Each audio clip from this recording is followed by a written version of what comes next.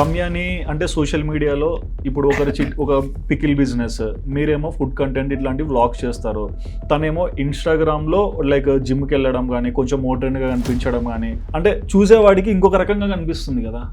అదే చూసేవాడికి ఇంకో రకంగా కనిపిస్తుంది అంటున్నారు కదా.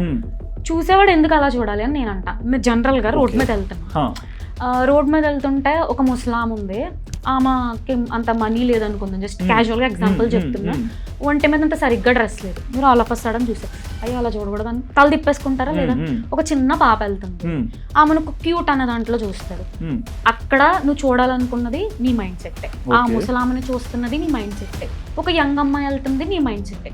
సో పర్సన్ టు పర్సన్ బట్టి మీ మైండ్ సెట్, మీ ఒపీనియన్ చేంజ్ అయిపోతుంది, దానికి మనం ఏం చేయగలం. ఓకే, బట్ ఇట్లా కూడా ఆలోచించవచ్చు కదా, అంటే ఒకసారి కనిపించవచ్చు, రెండోసారి కనిపించవచ్చు, రోజు కనిపిస్తే